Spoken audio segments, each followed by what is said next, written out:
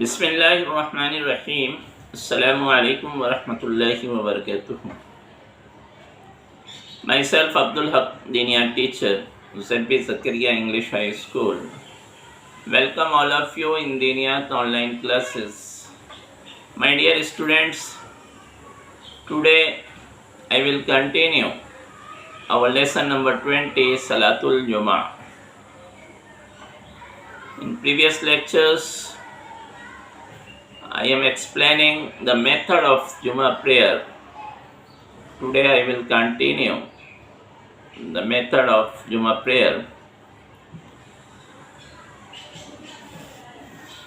پچھلے لیکچرز میں میں آپ کو جمعہ کی نماز کا طریقہ بتا رہا تھا.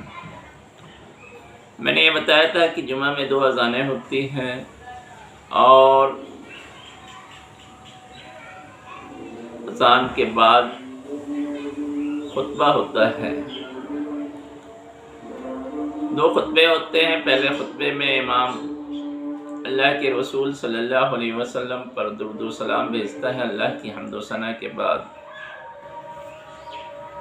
اور مسلمانوں کو قرآن و سنت کی روشنی میں نصیحتیں کرتا ہے. پھر تھوڑی دیر بیٹھ جاتا ہے. پھر دوسرا خطبہ ہوتا ہے جس میں اللہ کی حمد و ثنا کے بعد اللہ کے رسول پر درود و سلام بھیجا جاتا ہے. پھر صحابہ کرام کی حمد کی جاتی ہے، ان کی تعریف بیان کی جاتی ہے، اور دوسرا خطبہ مکمل ہونے کے بعد پھر امام 2 رکعت نماز پڑھاتا ہے. تو when Imam is delivering khutbah, it should be listened to attentively.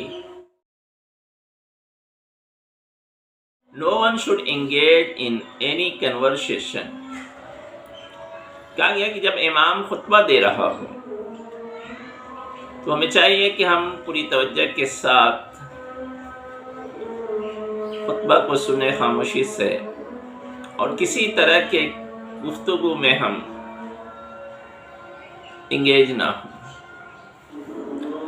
اللہ کے رسول صلی اللہ علیہ وسلم کی ایک حدیث ہے، اس میں اللہ کے رسول فرماتے ہیں when Imam is delivering khutbah and you ask your companion to keep quiet and listen, then no doubt you have said an absurd thing. کہ جب امام خطبہ دے رہا ہو اور تم اپنے ساتھی سے یہ کہو خاموش رہو اور سنو، تو تمہارا یہ کہنا بھی ایک طرح کی غلط گفتگو ہے، غلط چیز ہے.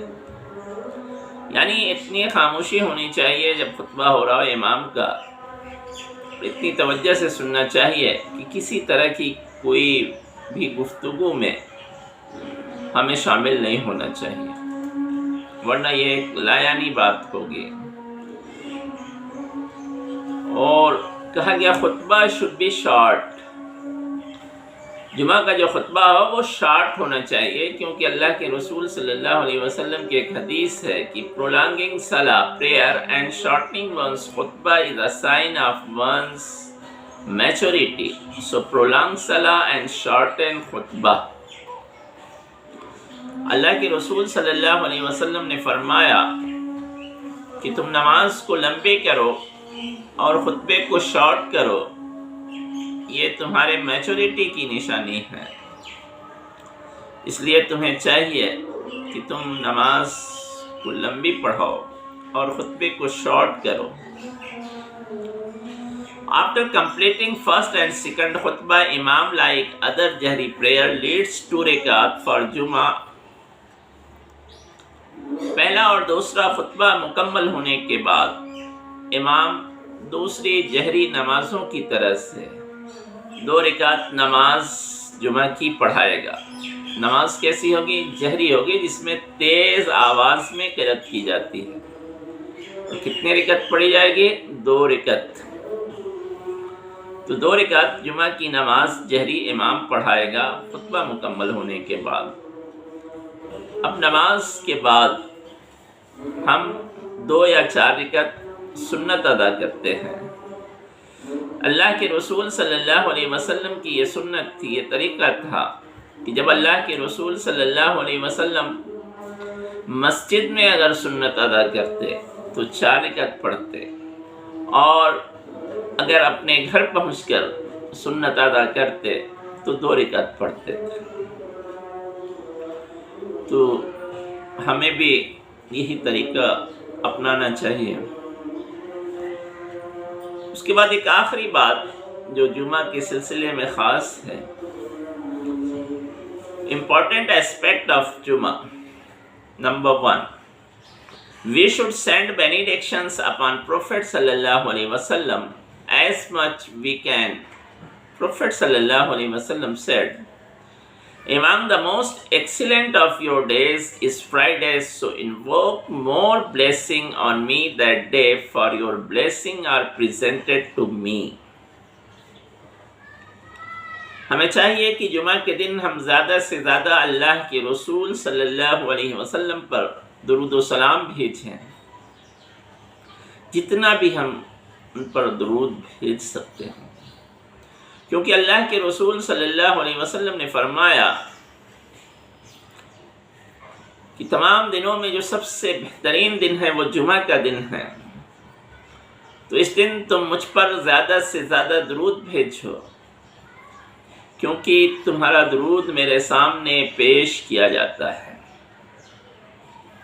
اس لیے ہمیں کثرت سے اس دن اللہ کے رسول صلی اللہ علیہ وسلم پر درود و سلام بھیجنا چاہیے۔ اور ایک دوسری چیز جو جمعہ کے دن کے ساتھ خاص ہے وہ یہ ہے کہ we should endeavor to recite Surah Al-Kahf on Friday. Prophet sallallahu alaihi wasallam said, "One who recites Surah Al-Kahf on Friday, a special luminous light shall be reserved for him till the next Friday." کہا گیا جمعہ کے دن ہمیں سورہ کہف کی تلاوت کرنی چاہیے، کیونکہ اللہ کے رسول صلی اللہ علیہ وسلم کی ایک حدیث ہے